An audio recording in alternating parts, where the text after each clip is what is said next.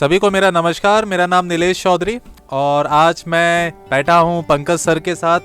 Pankaj sir one of the directors हैं Aurus academy के और सेंट्रल इंडिया के one of the finest physics faculty हैं।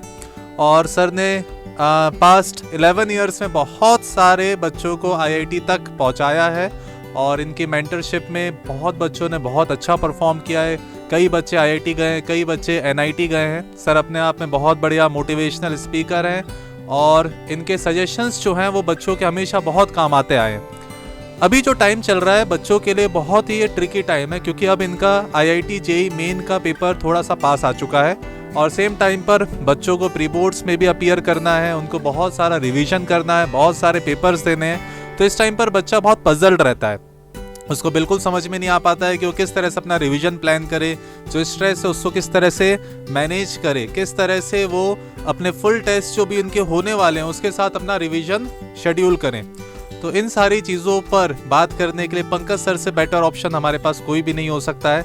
इतने सालों में पंकज सर ने बहुत ही बच्चों को गाइड किया है और आज हम पंकज सर से इन्हीं सब चीज़ों पे चर्चा करने वाले हैं। तो नमस्कार पंकज सर। नमस्कार और थैंक यू नीलेश सर। तो पंकज सर आप मुझे ये बताइए कि जैसे अभी बच्चों के टेस्ट आने वाले हैं, यानी 24 जनवरी से इनका जेईई मेन का पेपर स्टार्ट होगा और आज हम लोग पहुंच चुके हैं 10 दिसंबर, ठीक है। तो क्या आपका एक जनरल सजेशन रहेगा बच्चों को, आप पहले वो बताइए।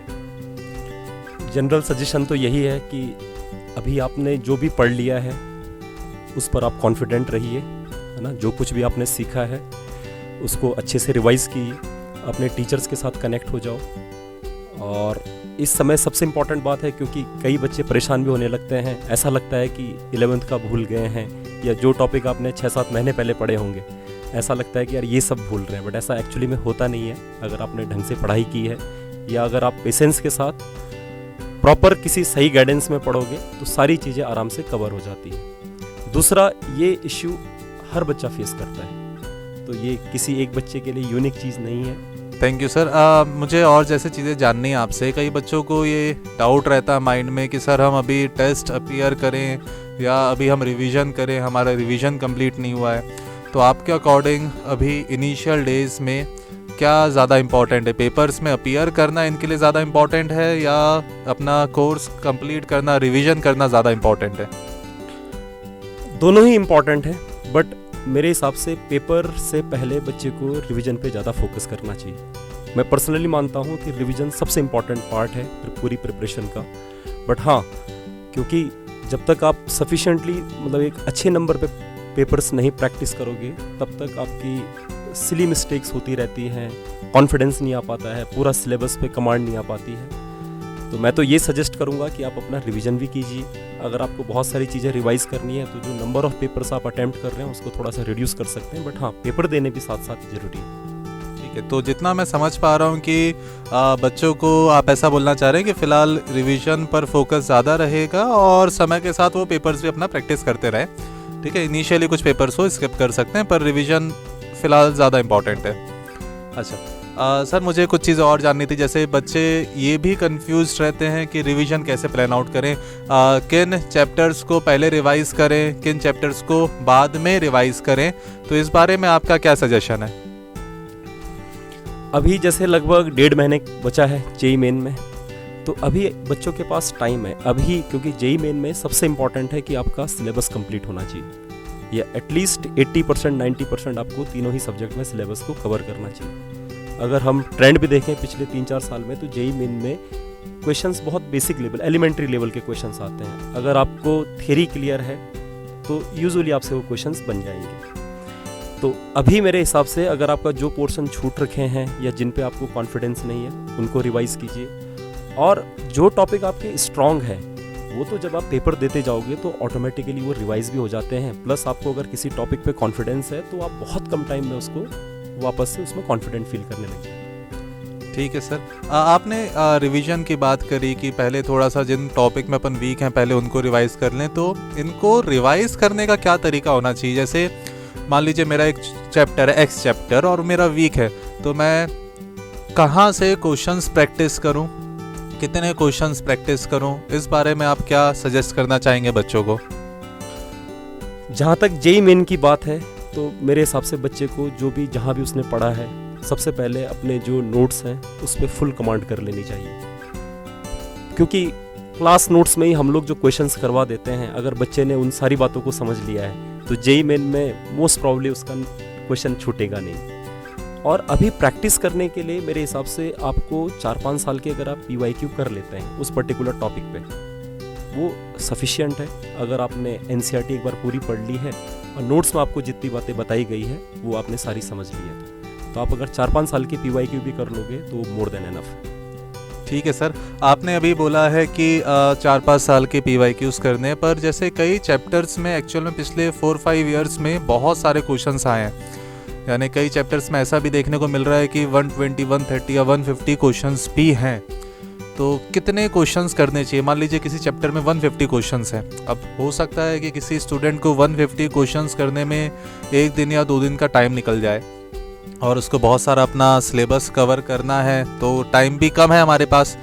तो मान लीजिए किसी चैप्टर में अगर बहुत सारे क्वेश्चंस है, बहुत ज़्यादा क्वेश्चंस है, तो कितने उसको क्वेश्चंस प्रैक्टिस करने चाहिए फिलहाल?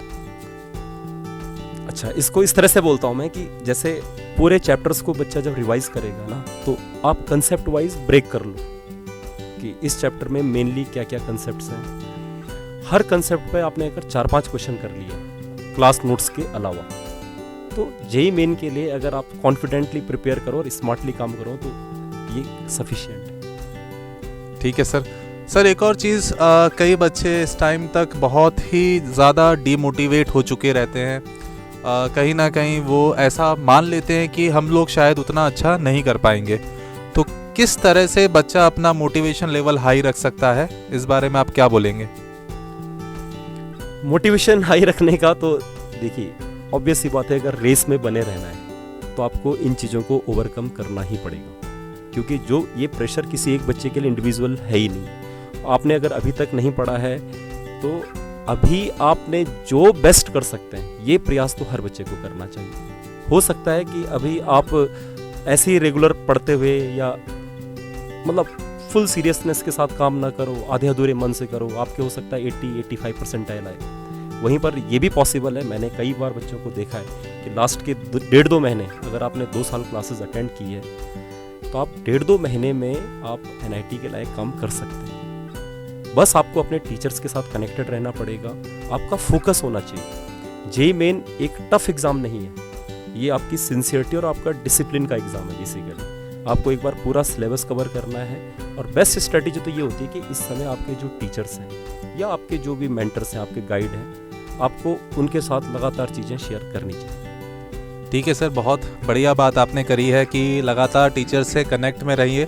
जितना बच्चे टीचर से कनेक्ट में रहेंगे उतना उनको बेटर एक इंडिविजुअल के लिए जो सजेशंस चाहिए वो मिलते रहेंगे, है ना, क्योंकि हर बच्चे की करंट स्टैंडिंग अलग अलग जगह है। और जहाँ तक आपने बात करी है कि भाई बच्चा अगर मेहनत करता है तो वो आगे निकलेगा, है ना, उसको बस थोड़ा सा कंसिस्टेंसी और डिसिप्लिन मेंटेन रखना पड़ेगा और लगातार वो मेहनत करता रहे। अच्छा सर, कई बार ऐसा भी होता है कि जैसे बच्चे अपना एक शेड्यूल बनाते हैं कि भाई मैं इस डेट पर ये चैप्टर्स ख़त्म करूँगा, तो आपको क्या लगता है कि कितने दिन पहले, जेईई मेन के कितने दिन पहले इनका रिवीजन पूरा कंप्लीट हो जाना चाहिए? अब ये डिपेंड करता है बच्चे टू बच्चे पर। आइडियली तो जेईई मेन से एटलीस्ट 15 दिन पहले बच्चे को रिवीजन वाले मूड से बाहर आ जाना चाहिए आइडियली। अदरवाइज एटलीस्ट 1 वीक पहले तक तो आपको 1 वीक तो आपको लास्ट में फ्री छोड़ना चाहिए, जब आपको ये कॉन्फिडेंस हो जाए कि हाँ ठीक है, जो कुछ मैंने पढ़ रखा है बस अब इतना ही पढ़ना है मुझे, बस चीज़ों को एक बार रिविजिट कर लें। खासतौर से केमिस्ट्री वगैरह में, इनऑर्गेनिक केमिस्ट्री वगैरह या कुछ वैसे टॉपिक होते हैं, बस लास्ट वीक में चाहो तो उन्हीं पे दिया जा सकता है। आपके सारे फॉर्मूले, सारे कंसेप्ट आपके पास वेल रिटन हो कहीं पर, ताकि आपको जब भी नीड लगे रिविजन के लिए तो आप उनको क्विकली रिविजिट कर सकें। ठीक है सर, एक और चीज़, बच्चों के माइंड में बहुत सारा ये डाउट रहता है कि पेपर को अटेम्प्ट कैसे करें। क्या हम कोई एक पर्टिकुलर सीक्वेंस में सब्जेक्ट्स को अटेम्प्ट करें, या पहले हम उन क्वेश्चंस को अटेम्प्ट करें जो आसान है, फिर उनको करें जो टफ हैं, या आपका इस बारे में क्या सजेशन रहेगा बच्चों को? साथ में आप ये भी बताइए कि किस सब्जेक्ट को कितना टाइम देना चाहिए उनको पेपर को अटेम्प्ट करते टाइम। इसमें तो हम लोग यूजुअली जैसे क्लास में बताते रहते हैं कई बार इन चीज़ों पे, सबसे सिंपल जो मुझे सॉल्यूशन लगता है कि फ़र्क ही नहीं पड़ता आप कौन सा सब्जेक्ट पहले अटेम्प्ट कर रहे हैं, बट आपको ये इंश्योर करना चाहिए कि आप किसी भी सब्जेक्ट में इनिशियल जो 2 सब्जेक्ट आप अटेम्प्ट कर रहे हो, आप 1 घंटे से ज़्यादा मत दो। आपको 1 घंटा हर सब्जेक्ट को दे देना चाहिए।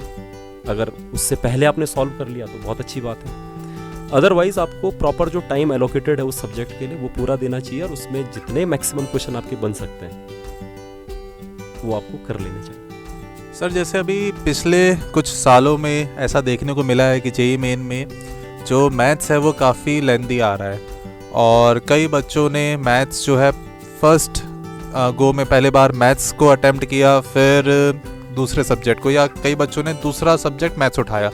तो ऐसा भी कई बच्चों का बोलना रहा है कि तीसरे सब्जेक्ट के लिए हमारे पास टाइम बहुत कम बचा। तो उस केस में आप क्या बोलेंगे, किस तरह से इस चीज़ को अवॉइड किया जा सके? अगर आपका 1 आवर कंप्लीट हो गया है जो डेजिग्नेटेड टाइम है उस सब्जेक्ट के लिए, तो आपको तुरंत स्विच कर लेना चाहिए। ठीक है सर कई बच्चों के साथ ऐसा भी होता है कि बच्चों का बोलना है कि सर हमारा पेपर अच्छा चले जाता पर हमने बहुत सारी सिली मिस्टेक्स कर दी। तो क्या आपके सजेशंस हैं सिली मिस्टेक्स को अवॉइड करने के लिए? सिली मिस्टेक्स को अवॉइड तभी किया जा सकता है जब बच्चा पूरे फोकस के साथ अपना काम कर रहा हो। सिली मिस्टेक्स बाकी जो होनी होगी तो वो सिली नहीं, वो होंगी। बेस्ट तो यही है कि बच्चा जब आपको अपना स्कोर को मैक्सिमाइज करना है, आप अटेंटिव रहोगे एग्जाम के दौरान, तो कम चांस है कि आपकी सिली मिस्टेक हो। दूसरा ऑब्वियस सी बात है कि जेईई में सेलेक्ट होने के लिए, जेईई मेन के लिए आपको 100% स्कोर तो वैसे भी नहीं करना। मतलब मैं उस बच्चे की बात कर रहा हूँ जो केवल सेलेक्ट होना चाह रहा है। आपको 50% 60% स्कोर पे आपका सिलेक्शन हो जाता है। तो पहली आपको ये लिबर्टी है कि अगर आप 50% क्वेश्चंस भी सही कर लोगे तीनों सब्जेक्ट में, तो आपकी एनआईटी सिक्योर हो जाती है। तो मेरे हिसाब से इसलिए भले क्वेश्चंस जितने करो पूरे अटेंशन के साथ, पूरे फोकस के साथ, और हमेशा जो चीज़ें आपको आती है उसमें आपको क्लैरिटी होनी चाहिए, उसमें आपको श्योर हो जाना चाहिए, और उसके बाद आपको रिलैक्स होकर आगे बढ़ लेना चाहिए। ठीक है सर। सर कई बच्चे जैसे अभी फुल टेस्ट दे रहे होंगे, कई जगह जहाँ भी पढ़ते होंगे, प्रैक्टिस के लिए उन्होंने पेपर्स दिए होंगे, कई ऐसे बच्चे होंगे जिनका स्कोर फिलहाल सिर्फ 70 या 80 मार्क्स पर आके रुक जा रहा होगा। तो उन बच्चों को अपना स्कोर इम्प्रूव करने के लिए क्या करना चाहिए? इसमें एक तो यूजुअली मैंने जो देखा है कि बच्चे जब अभी फुल टेस्ट देते हैं ना, तो उन टेस्ट में जिस तरह के क्वेश्चन पूछे जाते हैं जरूरी नहीं कि जेईई मेन में एग्जैक्टली वैसे है। यूजुअली क्या होता है कि कोचिंग इंस्टीट्यूट्स जो अपने टेस्ट बनाते हैं वो यूजुअली जो एक्चुअल पेपर होता है उससे टफ होते हैं।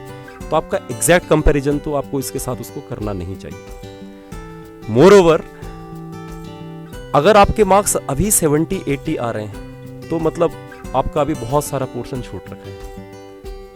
मेरा उनको एडवाइस ये रहेगी कि आप ऐसे एरियाज ढूंढो। इसीलिए मैं बोल रहा हूँ हर बच्चे की इंडिविजुअल नीड होती है। बेस्ट स्ट्रेटजी होती है कि जो भी टीचर आपको पढ़ा रहे हैं पर्टिकुलर सब्जेक्ट, आप एक बार उनके साथ बैठो, उनके साथ डिस्कस कर लो।